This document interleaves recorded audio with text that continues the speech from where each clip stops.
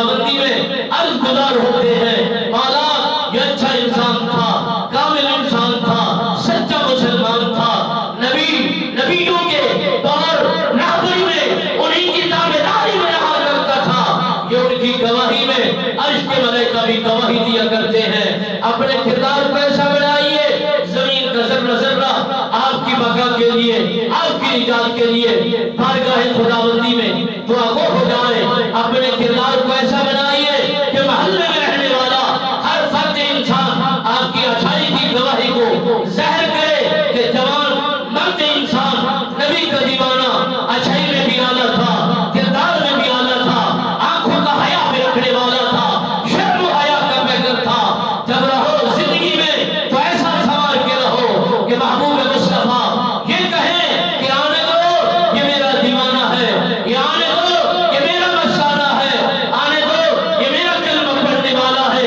کہیں ایسا نہ ہو کہ جب تم جا رہے ہو محبوب خدا کی بارگاہ میں محبوب خدا اپنے رخ انور کو آپ سے ہٹا لے، ناراضگی کا اظہار کر کے بتائے کہ تم نے میری سنت کو زندہ نہیں کیا، میری شریعت کو نہیں اپنایا، میرے احکامات کو زندگی میں نہیں اتارا۔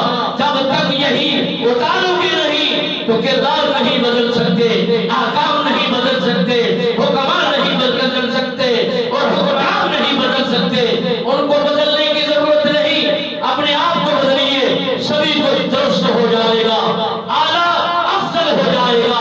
گرا کہیں پر نہیں بنتا اور بات کسی پر نہیں بنتی، بات بنتی ہے تو اپنے گریبان میں جھانک کر دیکھیے تو سبھی کچھ یہاں موجود ہے۔ جب ہر فرد انسان اپنے آپ کو بدلنا شروع کرے گا، حکماں بھی اچھے آئیں گے، حکمران بھی اچھے آئیں گے اور زندگیوں میں برکتیں بھی اتر جائیں گی، نظام بھی اتر جائے گا۔ جس ذات نے کن فیکون کہہ کر آسمان و دنیا کو بنایا ہے اس کے سامنے کیا ہے؟ کچھ بھی نہیں ہے۔ آئیے اسی ذات کو منائیے، اسی کے سامنے سجدہ ریز ہو جائیے، کیے ہوئے گناہوں کی معافی کو طلب کیجئے۔ دیکھو راستے قدر کو کیسے بدلتے ہیں، معیشتیں کیسے سدھرتی ہے، زمانہ سارا اگر بدل جائے، محلے محلے سے بدل جائے، مسجد مسجد سے بدل جائے تو سبھی چیزیں آسان ہو جاتی ہیں۔